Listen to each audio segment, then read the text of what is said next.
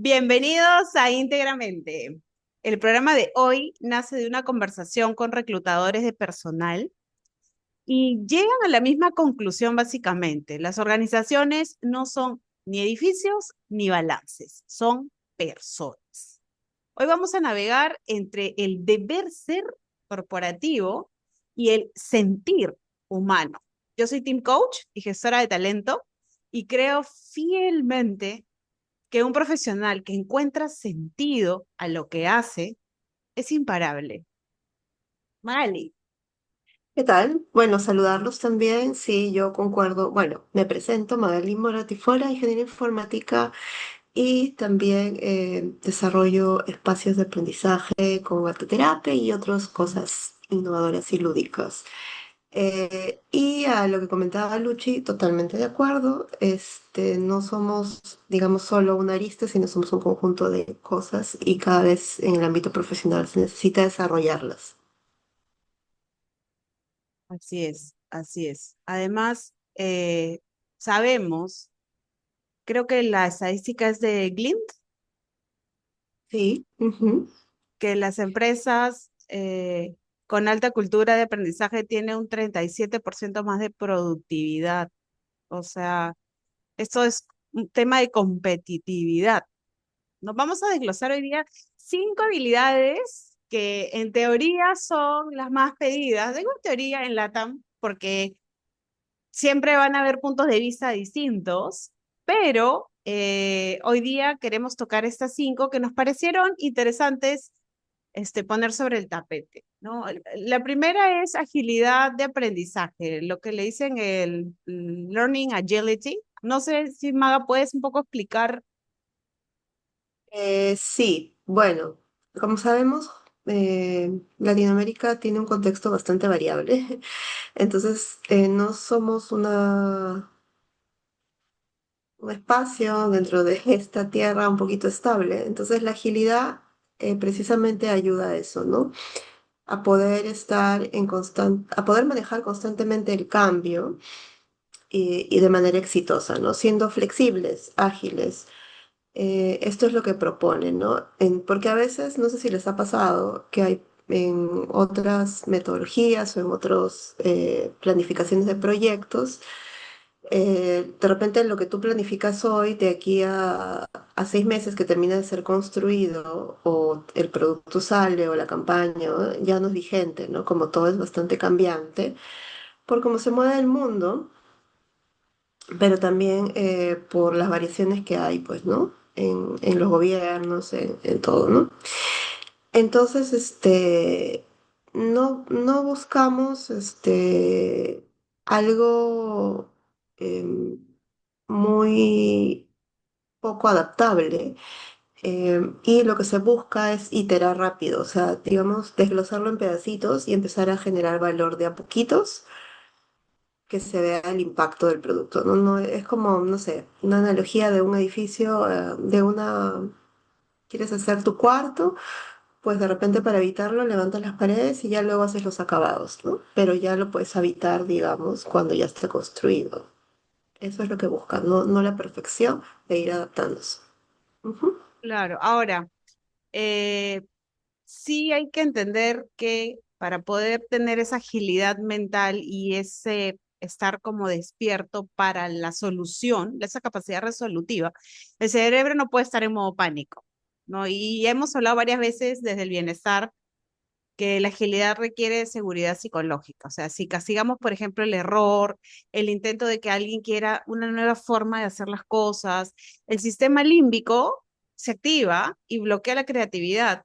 Acuérdense que cuando el cortisol se eleva y la adrenalina y todo, porque nos sentimos como, hoy lo que dije está mal, lo que va a pasar es que em, no vamos a poder pensar con claridad y va a parecer que soy una persona con pocas capacidades resolutivas. Y no es tanto eso. Y te quiero robar un minutito porque, por ejemplo, Stanislao Bajraj, que él es biólogo neurocientífico, él habla, da 4 conceptos que a mí me encantan. El error es el combustible del aprendizaje, dice. sin equivocación el cerebro no recibe la señal de que necesita ajustar sus conexiones neuronales. Cuando yo aprendo, cuando yo me equivoco, ese aprendizaje hace que mi cerebro empiece a recablear algunas cosas. El tema de desmitificar el fracaso, ¿no? Ver el error como un dato objetivo, no como un juicio de valor sobre nuestra capacidad personal. O sea, no tomarlo como que yo soy el error está acá afuera. Yo cometí un error, sí, yo tomé una mala decisión, sí, Ujú. pero la decisión y eso está fuera de mí. No abrazarlo y decir, ay, soy un fracaso, soy una lucero, etcétera. El tema de la neuroplasticidad, que cuando nosotros cometemos errores y seguimos y seguimos y seguimos, obligamos al cerebro a salir de esa zona de confort, ¿no? Que a mí no me gusta decir que es algo, sino que la amplío, porque mi zona de confort es donde me siento segura, ¿no? Y creas nuevas rutas de pensamiento.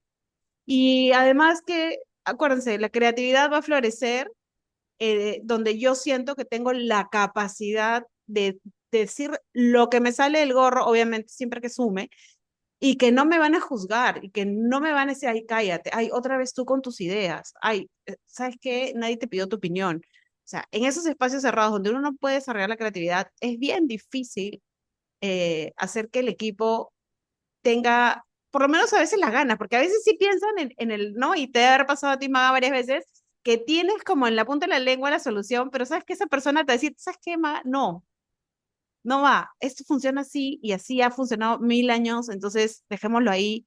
Y es un tema todo eso. Cuéntanos más.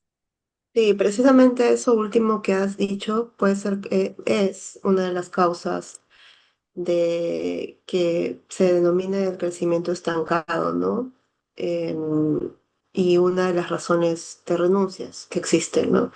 Porque no encuentras cómo desarrollar el potencial y no encuentras el espacio colaborativo para poder compartir esas ideas, ¿no? Justo lo que promueve la agilidad, ¿no? Que es la colaboración y en equipo expresarse para llegar a una mejor solución, ¿no?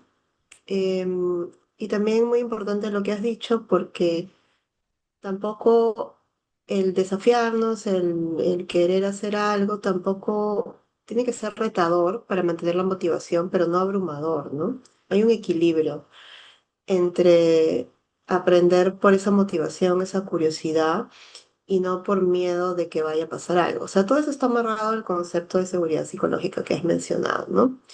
Entonces, ¿cómo empoderar al equipo a través de esta metodología para que pueda hacer em, el proyecto o el trabajo en confianza, lograr los objetivos, pero no hacer ese push de si no lo logro, pues me quedo relegado, ¿no?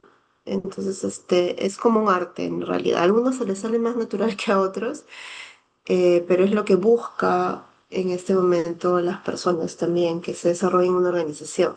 Y aquella organización que no se dé, que puede ser el caso de unas cosas muy operativas, pero es, digamos, otra línea de carrera o otra especialidad, ¿no? Pero la mayoría de profesionales de especialidad ahora están buscando estos ambientes, ¿no? Claro. Ahora, a ver, danos una segunda, la segunda skill que hemos descubierto que es importante para las Bueno, empresas. el liderazgo empático, ¿no? Ahora siempre se ha promocionado el tema del liderazgo como un tema tal vez de eficiencia, ¿no? Versus productividad y que todo esté en orden. Pero también ahora se ha comprobado que el líder empático es necesario y no es precisamente el que te da permisos cuando le pides ir a la actuación del colegio o una cita médica, que son derechos laborales, sino el que conoce las fortalezas del equipo para asignar recursos, ¿no? Es como, creo que alguna vez lo hemos conversado, si yo sé que tú eres buena, no sé, en el tema de gestión o administración, ¿para qué te mando a programar? Porque primero vas a estar motivada y segundo, tal vez lo que alguien que sepa que hay en el equipo podría hacerlo en 2 horas, tú lo haces en 5, ¿no? Entonces hay que tener ese ojo también para conocer las habilidades del equipo, obviamente dar oportunidades si alguno está interesado en migrar a otra posición también. Y, y bueno, también hay un estudio. de Gallup me parece que el 70% del compromiso de un equipo depende del manager, ¿no? Un líder tóxico le llaman que es un agujero negro en términos financieros, porque finalmente vas a tener rotación. ¿Y qué significa rotación? Volver a capacitar a alguien que se lleva el conocimiento. ¿Tú qué opinas de todo eso? No, claro, o sea, yo estoy completamente de acuerdo, porque imagínate, a veces pasa, ¿no? Que en la empresa, o sea, ahí entra la parte del ser empático y tener esa visión de que tu gente es persona, ¿no? Puede que tu colaborador esté en un divorcio, duelo, en un momento súper complicado. Y si el líder solo quiere ver resultados, rompe el vínculo. Porque la empatía es entender que el rendimiento va a fluctuar, porque la vida fluctúa. El ser humano es proceso. El ser humano sube, baja, mejora, se queda medio estancado. Entonces, es un poco tener curiosidad asertiva, ¿no? Y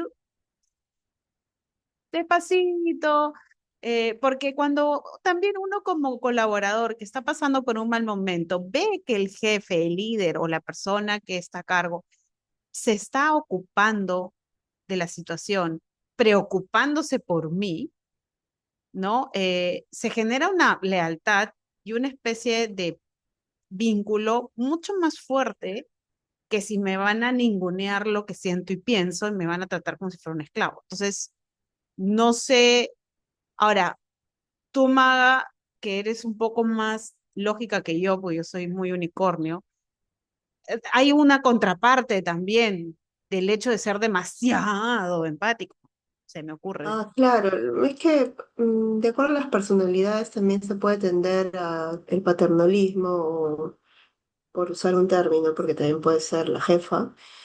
Entonces ya ocupas un rol que no te corresponde, ¿no? Como el papá, la mamá. En realidad esto que mencionas debe estar orientado igual a resultados, ¿no? Es como, yo te doy los recursos para que tú seas tu mejor versión profesional, es un ganar-ganar, ¿no? O sea, el trabajo es, te pinto la cancha, te doy los recursos que necesitas, te hago fácil la vida, porque ahora se le dice incluso facilitadores, ¿no? ¿No? O sea, tú eres el que tiene la habilidad, pero yo te abro el campo, ¿no? Si yo no te doy los recursos, no funciona. Y si en algún momento estás pasando por algo como lo que comentabas, pues te apoyo en ese lado humano para que recuperes tu mejor versión, ¿no? Y como dices, eso impacta al resultado, a la parte operativa, ¿no? Entonces hay que también tener límites, ¿no? Eh, no ponerse en esa posición del salvador, o igual sigue siendo tu jefe, pero el jefe es el encargado de que todo funcione como una maquinita bien aceitada, y si falta algo, proveerte los recursos también. Claro, sí, de hecho que sí. Ahora, yo digo que podríamos apuntar ya entre Magali y Luchi a un punto de regulación, ¿no? Ni tanto que queme al santo, ni tampoco que no lo alumbre, ¿no? Porque un líder debe saber leer el sistema nervioso de su equipo. ¿Qué quiere decir esto? Que tienes que observar la comunicación no verbal, que es súper importante, es más del 50% de la comunicación. Y así podemos prevenir hasta un tipo burnout antes de que ocurra, porque eso es un liderazgo orgánico, ¿no? Cuidar el activo más caro en la empresa, que es la energía de su gente. Entonces, suena medio hipiondo, pero no lo es. Porque si yo tengo un colaborador que dice, sí, sí, sí, sí, sí, y ahorita lo acabo, pero yo lo veo tenso, recontra nervioso, y que está o, con cara de que está en otro lado porque está con una migraña que lo están destruyendo, entonces tengo que saber yo leer ese lenguaje no verbal y decir, bueno, pues que es su rollo, ¿no? Ya, o sea, ahí también está un poco la empatía. No hay que ser muy capo, ¿no? Y si nos cuesta, y si vemos que como líderes tenemos dificultad para entender el lenguaje no verbal, que puede pasar, porque hay gente que es muy capaz intelectualmente, digamos, ¿no? Y en su trabajo muy enfocada, pero en lo personal le cuesta expresar emociones o leer las emociones del otro, buscar un soporte de coaching o cualquier otro que te facilite aprender a leer ese lenguaje no verbal. No sé si quieres añadir algo a esto. No, que es pues una recomendación muy inteligente la que has dicho, porque en realidad para ser líder no solamente es la parte intelectual, sobre todo lo que mencionas. Y veo que muchas empresas tienen esa escuela de líderes o ese soporte, ¿no? Para tratar de formarlos en esa área, ¿no? Y sobre Claro. todo en la planificación, ¿no? Porque a veces tienden en su día a día de avisarte de las cosas a último minuto también. Y eso es lo que hace que la persona se incomode también, ¿no? O sea, tienen la información hace una semana y te la pasan un día antes. El mismo líder cuando es algo que reclama en ti. O sea, yo a lo que voy es que hay que tener coherencia también Claro. Ahora, esto lo para vamos a hacerlo. amarrar. Ah, perdón, perdón, sigue, sigue, continúa, perdón. Sí, sí, sí, termine. A la siguiente, vamos a amarrar. Ah, ya, vayamos al mapa. Sí, la siguiente, lo que bueno, la tercera que hemos un poco indagado, nos han dicho la comunicación asertiva y el feedback, ¿no? Entonces, a ver, Maga, un poquito expande porque tú que estás en el corporativo todos los días, un poco lo tienes más Sí, fresco que yo, ¿no? sí, bueno, tenemos como que la costumbre o el hábito de no decir las cosas de frente por no herir susceptibilidades, ¿no? Entonces, se pierde a veces mucho tiempo en malentendidos porque nadie se atreve a decir lo concreto. Se confunden mucho lo personal con lo profesional, ¿no? Entonces, el ser asertivos es una herramienta que finalmente nos va a ahorrar tiempo y claridad. Em, por el miedo a ofender a algo, a veces uno se guarda o cree que le dijo las cosas y nunca se enteró, ¿no? Por eso a veces en las revisiones de fin de año dicen, ¿por qué me clasifican así si nunca me lo dijo? Entonces no han sido muy claros en decirse, ¿no? Porque somos una cultura que nos cuesta el conflicto y tomamos las cosas muy personales. No sé tú cómo lo ves. Sí, bueno, eso es cierto. Nos cuesta el conflicto. Pero la asertividad no es sinceridad brutal, o Ujú. sea, no es tampoco ser ni sarcástico ni ser tosco, ¿no? La honestidad es justamente viene con abrazadita de la palabra respeto, ¿no? Desde la PNL sabemos que las palabras crean realidades y un feedback mal entregado puede destruir la autoestima de alguien por meses, haciendo que su rendimiento caiga. Entonces a veces uno dice, oye, pero si esa chica era recontra capa, ¿qué pasó? ¿Por qué está así, que no cumple con los plazos?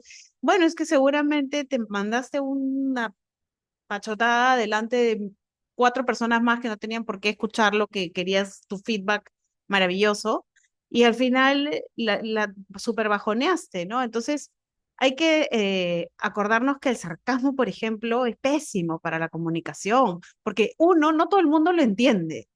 Y como le estamos enseñando ahora a los niños, si tu broma no le da risa al que está involucrado en la broma, no es una broma.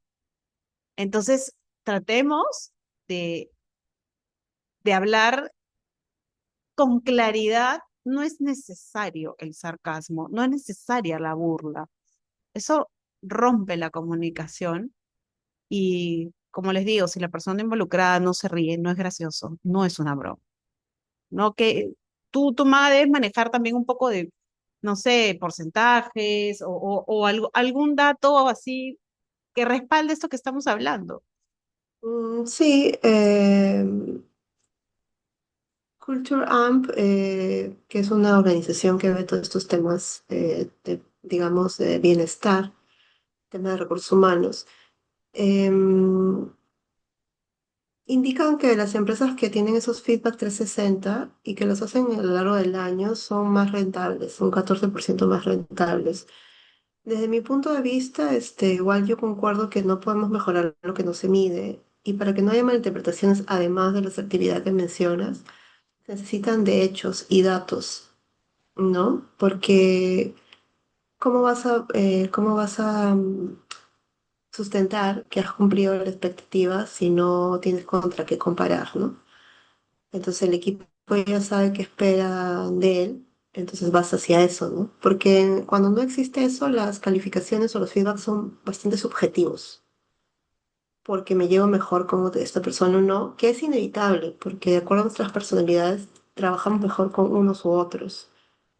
Pero para que no haya interrupciones en la calificación, no sé, pues de repente yo, bueno, tú, como dices, ¿no? Poniendo nuestro ejemplo, eres muy único, paras poniendo flores en la oficina, yo no la soporto, digamos, un ejemplo, y por eso no te voy a calificar mal, porque tu indicador de ventas es tan bueno como el de Pepito. O sea, lo otro es accesorio, ¿no? Entonces ahí el jefe tiene la herramienta para la calificación y el empleado también.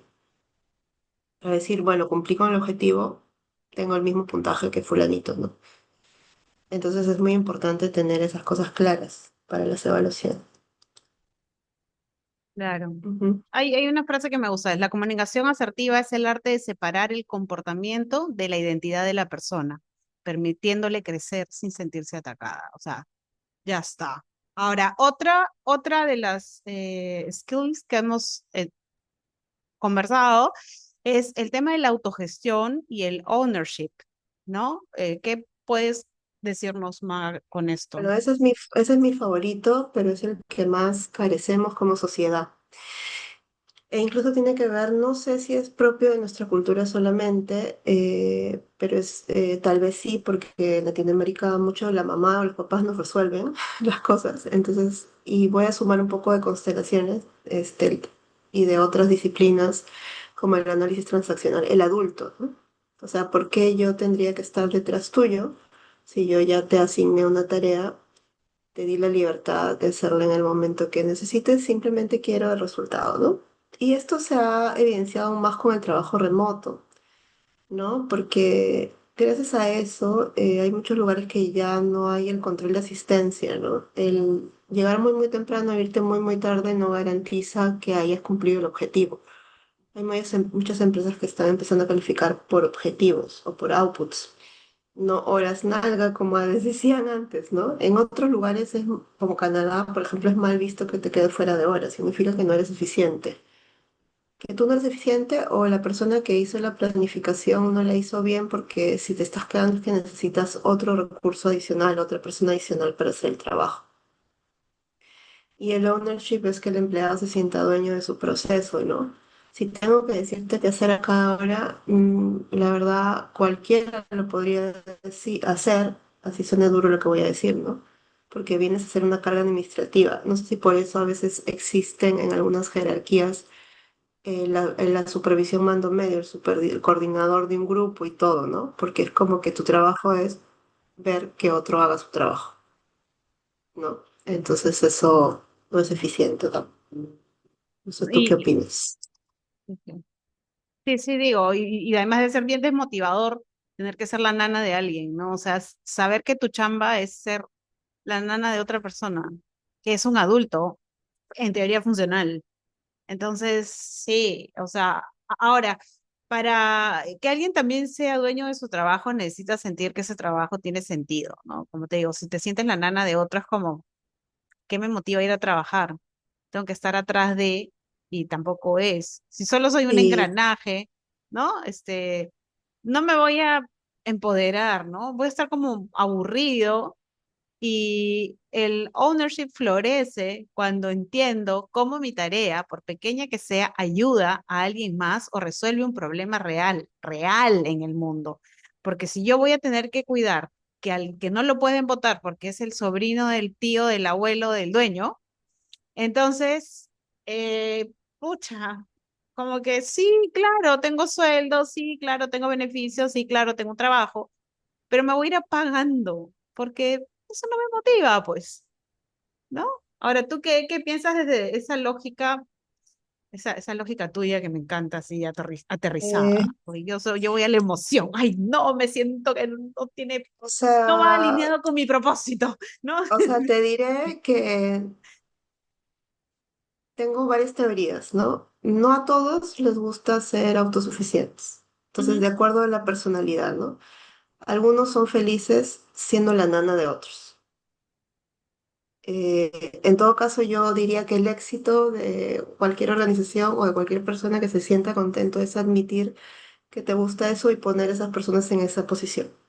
Por ejemplo, yo no aguanto, detesto, o sea, eso, ¿no? Entonces, a mí dame libertad y yo soy feliz, incluso sobre el sueldo, ¿no? O sea, a mí me dices, haz esto y tienes 2 semanas, ve tú cómo lo haces, yo ahí me quedo. Si lo haces presencial, remoto, esa es mi motivación, pero no es la de todos. Algunos sí quieren tener jefaturas, así el propósito de esas jefaturas sea ser nana, porque es como su aspiración. Algunos quieren que también les digan qué hacer. Entonces, creo que el éxito es saber dónde poner cada pieza y si alguna persona se quiere cuestionar y quiere migrar a este autogestión o ownership, ayudarlo a eso, ¿no? Eh, ¿Por qué lo hemos tocado hoy? Porque sí es una habilidad muy valiosa y te permite escalar, pero pues no todos les gusta. Sus motivaciones otras, como tú lo acabas de decir, mientras me paguen y no tenga responsabilidad, porque finalmente el ownership es hacerse responsable de eso, estoy contento. Para eso está mi jefe, para que sea responsable, ¿no? Entonces, depende de qué quieres en la vida. Pero si hablamos de habilidades que te van a hacer crecer y es mejor para la vida también, es ser adulto y hacerte dueño de tus procesos, de tus cosas, porque es un símil en la vida, ¿no? ¿No? Entonces, pero no todos lo quieren. Es más, se proponen,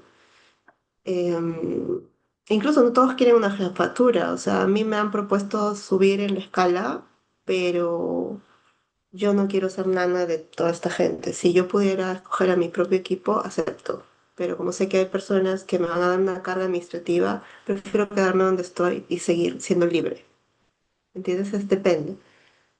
A mí no me mueve ese tema, ¿no? Entonces, me encantaría que todos nos moviera eso, sí, sería una sociedad más productiva, pero no a todos les va. Sí, bueno, así es. Bueno, hay tantas formas de pensar como seres humanos en la Tierra. Mm, Ahora, para el bienestar, la autonomía es el antídoto contra el estrés crónico, pues, ¿no? El no tener que estar, no sentir que mi jefe es un dedo que me está apachurrando todo el rato.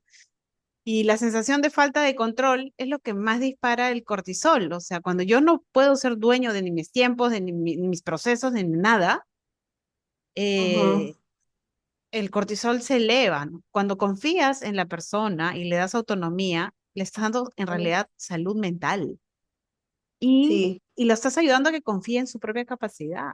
Entonces, esto lo vamos a un poco amarrar con el quinto, que es resiliencia y regulación del estrés.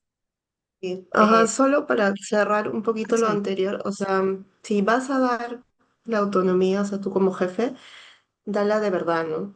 O sea, y asume riesgos, ¿no? Como eso que has dicho, el control, ¿no? Porque ya no que lo haga él, pero si vas a estar ahí, lo estresas a él, te estresas a ti. O sea, aparte de ser jefe o de liderar un equipo, es también asumir riesgos, ¿no? Soltar, pero ya tú sabes que el 70% tal vez no va a salir como tú quieres, pero tiene que aprender. Entonces tienes que estar seguro de que si quieres asumir ese riesgo, si no va a pasar lo que vamos a hablar ahora, el punto de la regulación del estrés, ¿no? Ok. Este, hay una realidad cruda, ¿no? Que Sudamérica dice que es la región con más estrés laboral reportado según Gallup, ¿no? 44% creo hay de estrés diario. Y dicen que un equipo estresado comete errores caros, tiende a accidentes y genera un clima laboral pesado que espanta a los clientes. La resiliencia no es aguantar, es recuperarse rápido para seguir operando. ¿Qué piensas, Maga? Ahora yo me puse así bien académica. Sí, claro, no es aguantar, ¿no? Es tener las herramientas para regularse y volver al centro. Y el bienestar podría ser una herramienta táctica, ¿no? Si no enseñas al equipo a pausar, a respirar o a poner límites y a desconectar, es como mandar a la guerra sin armas, sin, no sé, chaleco antibalas o sin herramientas, ¿no? Porque el poner límites, ¿no? A veces, y ocurre mucho también, es que esa experiencia, yo lo veo en los chicos más jóvenes, En algunos, en otros ahorita está súper ya con sus límites súper claros, pero en otros depende de la crianza, con tal de agradar o tal vez ser más visibles, porque todavía hay jefes que seguían por eso, ¿no? Dicen a todos sí, ¿no? Y después de un tiempo largo, porque digamos la promoción no llega rápidamente, etcétera, ya pues estaban un poco enojados porque, bueno, pídanle todo a esta persona porque siempre va a decir que sí, ¿no?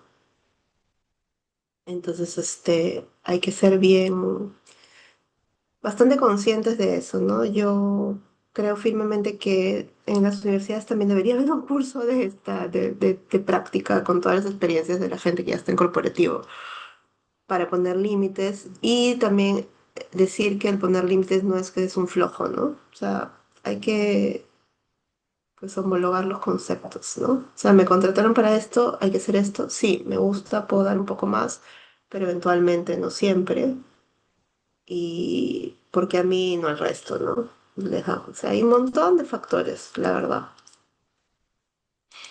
y Claro. puede generar eso estrés. Ujú. Sí, ahora hay algo que hay que acordarnos, ¿no? Que no podemos pedirle a un cerebro agotado que sea creativo. Así que esto del control del estrés es súper importante, la gestión del estrés. Claro. Hay una frase que leí por primera vez mientras era ama de casa y me abrumaba porque quería hacer todo a la vez y siempre sentía que faltaba y que lo que era, lo que hacía no era suficiente. Y es que el descanso es parte del trabajo, no un premio. Entonces, cuando hablamos también en esto de la autogestión y el tema del estrés, hay que entender que no es que, bueno, pero es que tu descanso es un premio a tus 8 horas de trabajo. No, el descanso es necesario y es parte de. Entonces, no puedes estar exigiendo a la persona como si fuera una máquina sin tener ninguna pizca de empatía y hacer que, pues, simplemente sea un ente productivo, ¿no? Ahora, nos quedan 5 minutos, mi querida Magali, así que yo quisiera un poco, no sé si quieres añadir algo a lo que acabo de decir. Bueno, solo comentar un dato importante que he visto, que ya se está viendo la tendencia de que ya cada vez más va a ser trabajo por objetivos en algún momento, lo cual es bueno si estás adaptado y también es un tema, va a haber una gran competencia económica porque va a ser como puro freelance, ¿no? Trabajo por encargo, entonces ya no va a haber un sueldo fijo, entonces va a haber bastante competencia en cuanto a lo económico. Y al no tener un sueldo fijo, va a depender mucho de ti qué tanto quieres generar, ¿no? Como en otros lados que es por hora o por entregable. Se está viendo bastante esa tendencia para que también las personas puedan disfrutar de su vida y aquello que ganan en su trabajo y no porque sale 7 8 de la noche más el tráfico y pues llegas a hacer algunas cosas de la casa y a dormir, ¿no? Entonces es una tendencia que en mi particular me parece muy buena, pero también va a hacer que la competitividad, qué tan competitivo y qué tantos skills tienes para poder generar el dinero que necesitas de acuerdo a tus necesidades del día a día, ¿no? Es algo interesante que he estado leyendo y viendo que cada vez más hay. Y así es, mi querida Magali. Bueno, entendamos que las habilidades blandas son en realidad las habilidades más duras, ¿no? De, las más duras de medir, de saber qué, cuánto, eres 25 empática, 35, 46. No, no Claro. podemos medirlas de esa manera, pero sí podemos ver el resultado de trabajarlas, ¿no? Así que, y hay que recordar, porque tú al final nos haces, me das ese feedback de recordar que el bienestar debe ser eficiente y estratégico, ¿no? Para que las empresas apuesten por él y no lo vean como un gasto, sino como una inversión. Así que bueno, conmigo eso es Sí, todo. claro. Hasta el próximo capítulo. Magali, ¿cómo te quieres despedir? Bueno, que es un tema bastante interesante. Y igual recuerden que también existen las evaluaciones hacia las jefaturas y que también desde ahí hay que tratar de ser lo más honestos posibles para evaluar en la 360 o a tus líderes, porque si no somos honestos en el feedback, como lo mencionamos, tampoco podemos esperar que haya un cambio. Entonces, si nos dan apertura para dar opinión, pues demos opinión sincera. Así que eso. Entonces nos vemos en el próximo programa. Muchas gracias, nos vemos pronto. Hasta el próximo capítulo. Ya saben, sugiérannos más temas. Si les gustó el video, pongan like, compartan con alguien que saben que quizá necesita un poco refrescar esta información, porque todos en el fondo la sabemos, pero cuando le ponemos un poquito de estructura y la sacamos al tapete, es un poco más sencillo empezar a trabajar en ellas, ¿no? El bienestar siempre es inversión, nunca es gasto. Así que nos vemos la próxima. Cuídense. Chao, chao.